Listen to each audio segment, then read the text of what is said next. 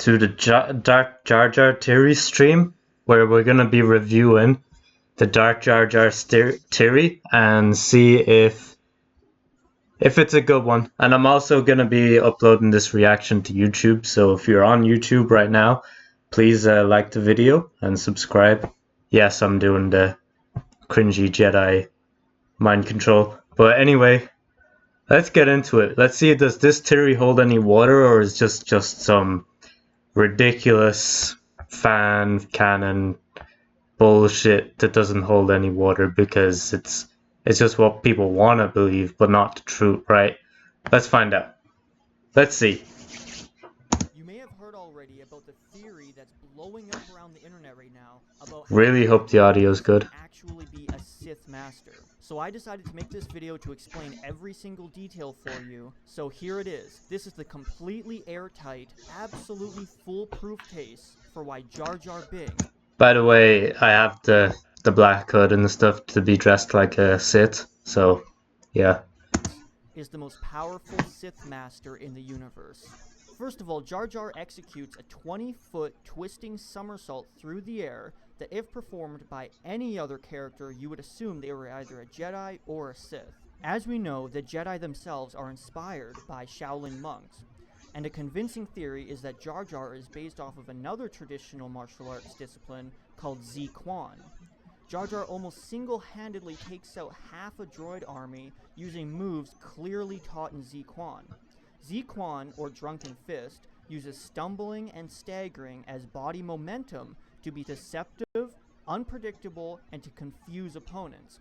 And Jar Jar mysteriously is extremely efficient in killing every single time that he is in danger. And as Obi-Wan told us, there is no such thing as luck. In my experience, there's no such thing as luck. In another scene, Jar Jar seems to fall from a bridge, although we have seen this done on purpose before by Jedi. And Jar Jar also falls in a completely different place than where he was dangling from. We can prove this because droids can be seen shooting at his original location, and their heads even follow him jump to the other side. Jar Jar could have used a force jump, as we've seen multiple times before by Jedi. Jar Jar is also seen using sleight of... I'm trying to pause on moments that I think the evidence is a bit clunky, but honestly, this is such a good theory that I can't find any holes in it so far. Hand movements and Jedi mind tricks during key plot points to influence the plot and change people's minds. He even uses them when he is promoted to general, when he's promoted to senator, and while he's persuading an entire galactic senate. Along with using the Force via sleight of hand, Jar Jar is also seen in multiple scenes using Jedi mind control to influence what people say, therefore changing the outcome of important events. The Queen wishes it. She's curious about the planet.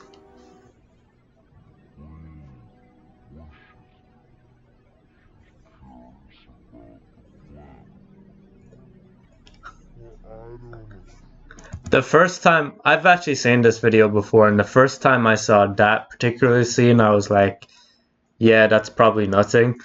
But then because it kept happening, I got more suspicious. Are deathly afraid of him. Seems like less of a reaction to seeing the village idiot and more of a reaction to seeing somebody that you should be very afraid of. Jar Jar mocks Qui-Gon's ability. By the way, I haven't seen any evidence that the village people are afraid of him.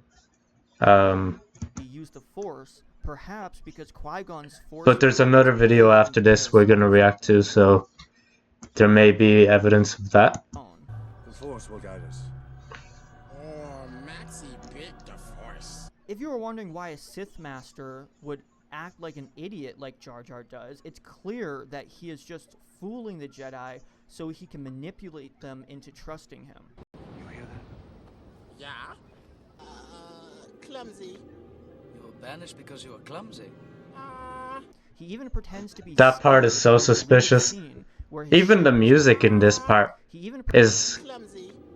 You were banished because you were clumsy. Doesn't that background music sound like something bad is looming?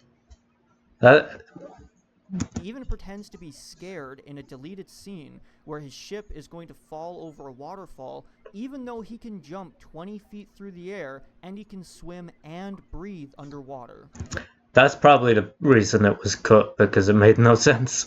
Jar Jar also mocks Even for Jar Jar, that wouldn't make sense. In front of Anakin, teaching Anakin early to disrespect Jedi authority. Jar Jar tells Anakin. Wait, was Anakin even in that scene? Disrespect Jedi authority.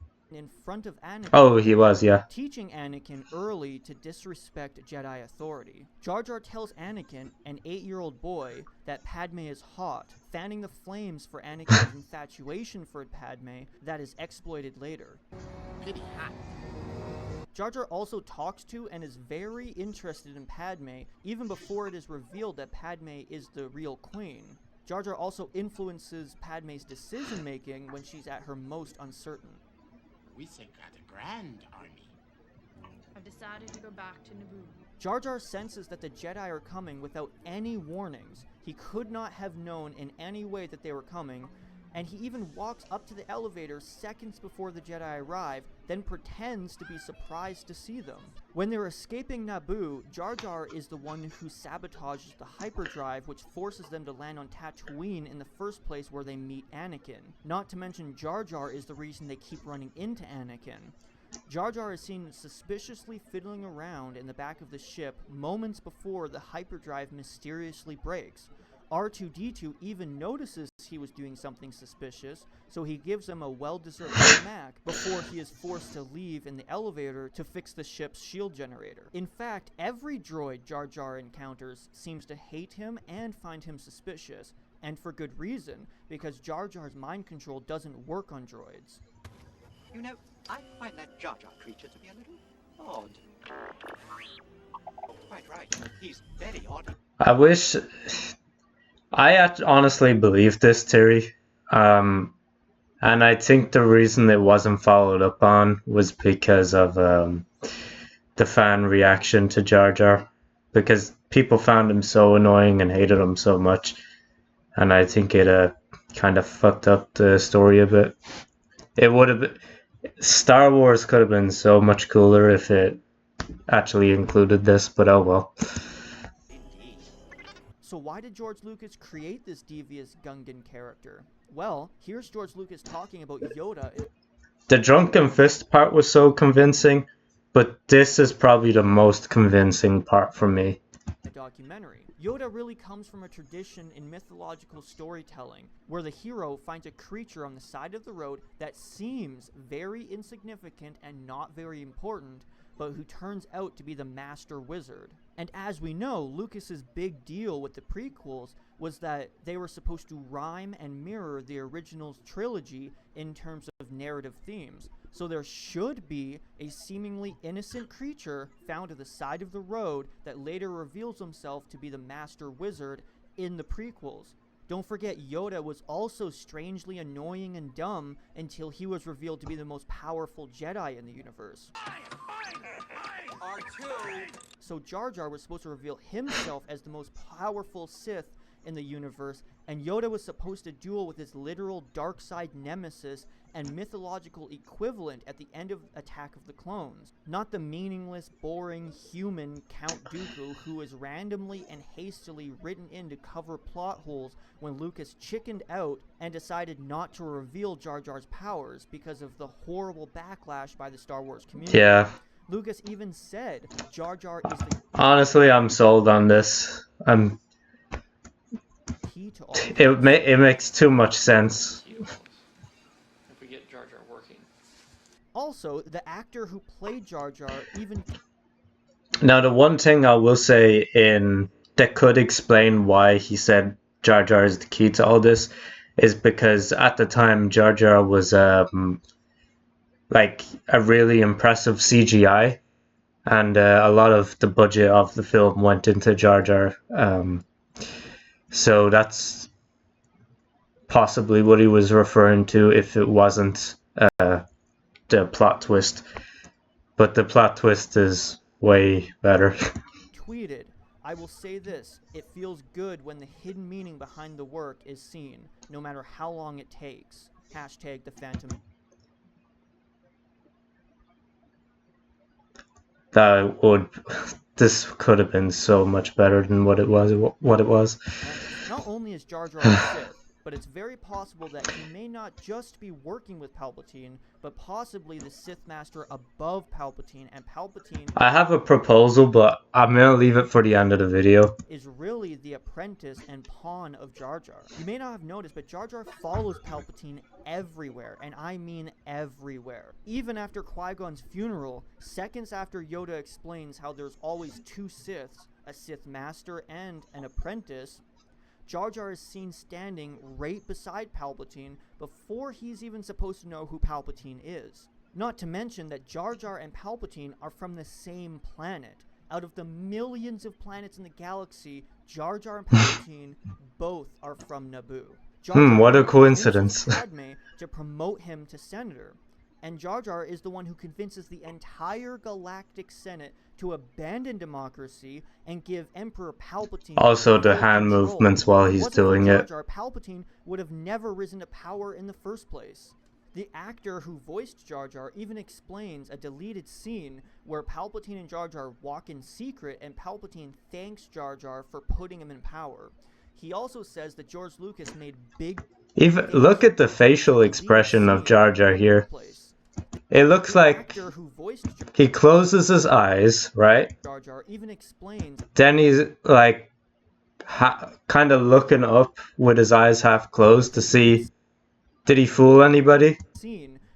And then when he realized that he's fooled people, he's like, yeah, that like, it makes him look like a manipulator. And obviously, that's what a Sith Lord would do. Palpatine thanks Jar Jar for putting him in power. He also says that George Lucas made big changes in the prequels because of Backlash. Also, whenever you think a Sith is the Master, you always find out later on that there was always somebody controlling the Sith. You think Darth Vader is the Sith Master, and then it's revealed that Darth Sidious is actually the Sith Master. You think Darth Maul is it, but then it's revealed that Palpatine was actually the mastermind. Even Padme had a decoy queen, and Padme just pretended to be her servant, just in case there was an assassination attempt on the queen. Sound familiar?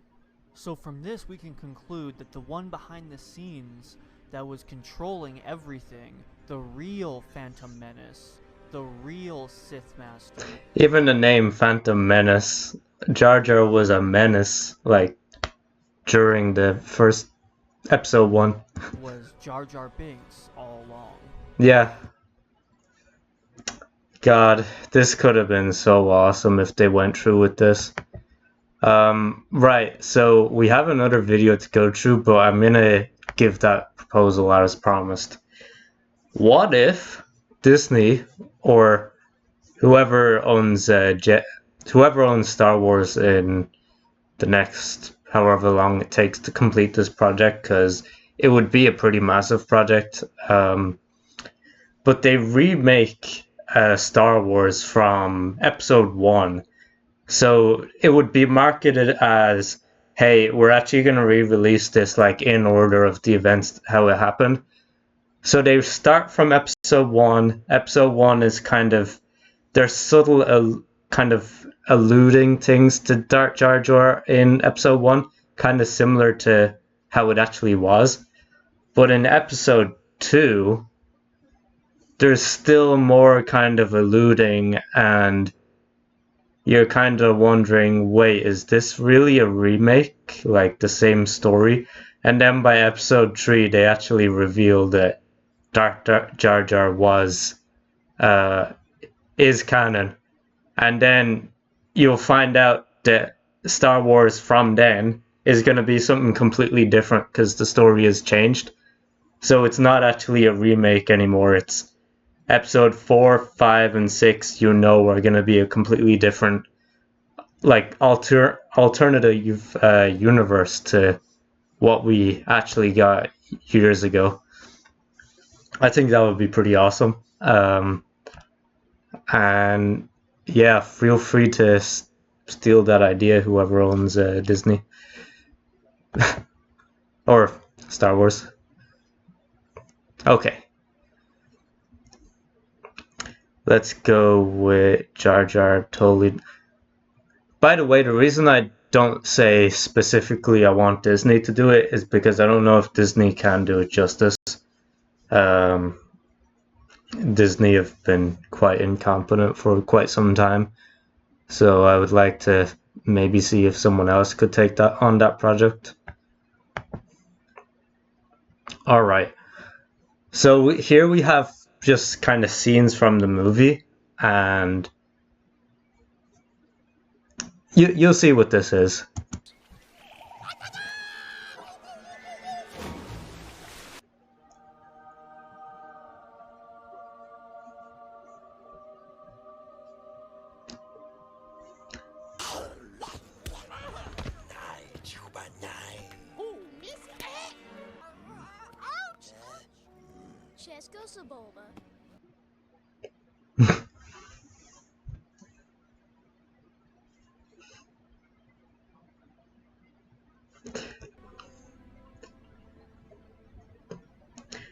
That on its own definitely wouldn't have been convincing enough, but there's way more, so... You said people gonna die? I don't know. Gungans get pasted too, eh? I hope not. Gungans no dying without a fight. We say warriors. We say got a grand army. That's why you not liking us, Mr. Dinks. Your Highness? You are doing grand. Jar Jar bring Usen and the Naboo together. No. So, we shall make you Bombard General. Isn't that crazy? He went from outcast to general. Like, what the fuck? That does not make any sense. That honestly seems like a plot hole, but I think it is. But the reason it's a plot hole now is because they didn't follow through with what they were setting up. It would have made way more sense if Jar Jar was actually a Sith, but oh well.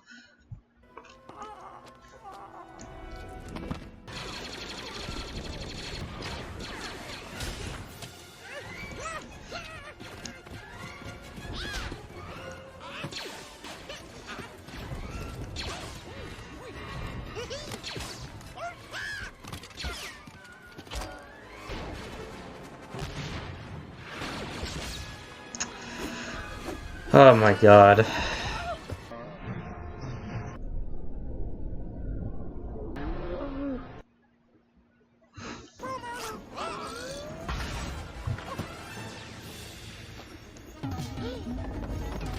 I wish George Lucas did not back out of from this idea.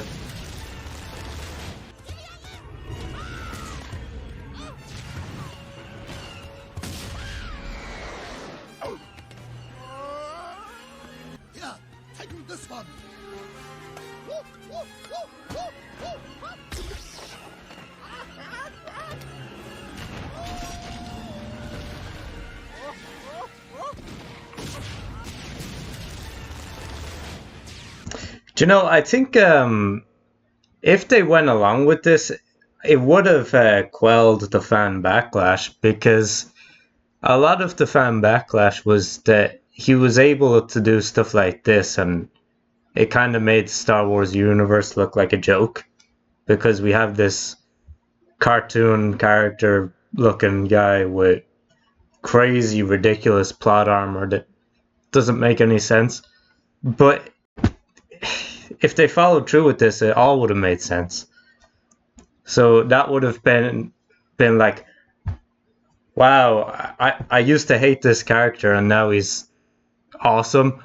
Or, wow, I used to hate this character because he was annoying. Now I hate him because he's an evil mastermind. That would have been so cool.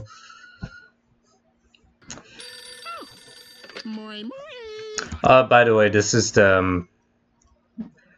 this happened after the Darth Jar Jar theory came out. So this doesn't really... this is kind of a reference.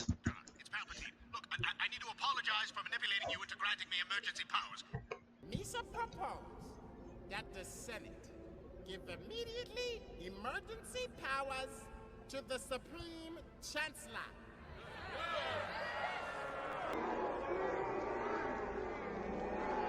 It was wrong, and I'm sorry. Oh, sir, yes! Right, Palpy. You some manipulated me. Okay, Papi.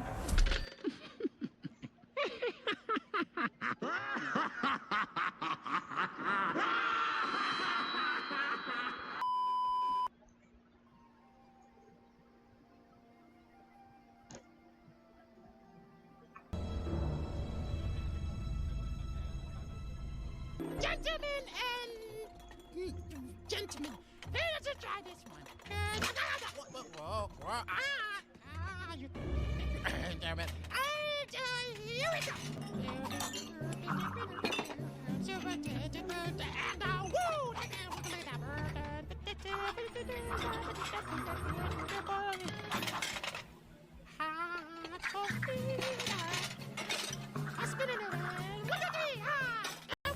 Thank you very much.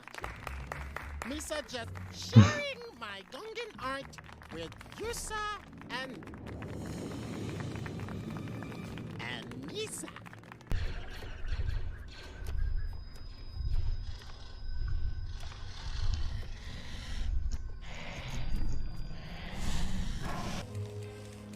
Look, a Jedi. We're doomed. A Jedi? Jedi? Where's a Jedi? I do believe they mean you. Kill the Jedi. Don't you? We surrender. We surrender. Ah! Forget surrender. We surrender.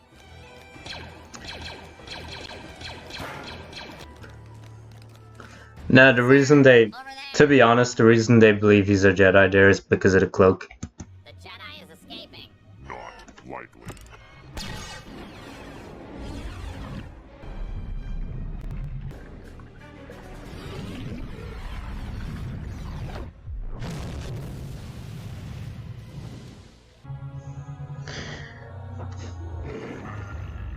Yusa okay, Boggy? Yusa saved me. Yusa my new pal. Ready? And also, using stuff from the Clone Wars is, I don't know how great of evidence this is, to be honest, because yes, a cartoon character is having cartoon plot armor in a cartoon.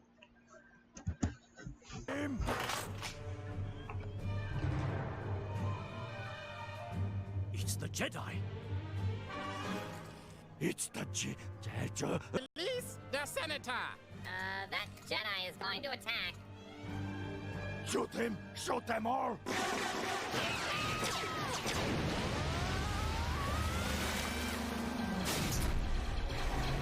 That Jedi has summoned a monster!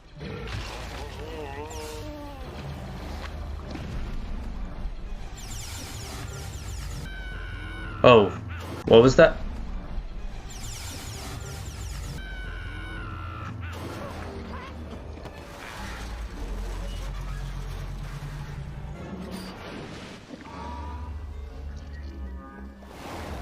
I made a very good friend. Sir, the taking representative being hostage. Get ready.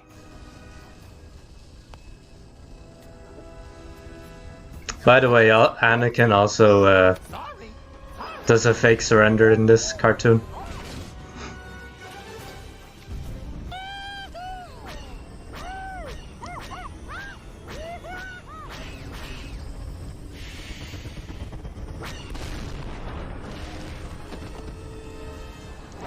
Hold it right there.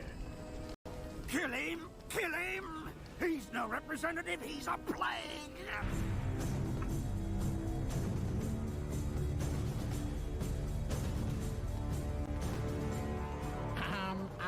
Are you so sure these are the right way? Yes, but ahead there is only darkness and evil. Then yes, Jar Jar. This is the correct path. Okay.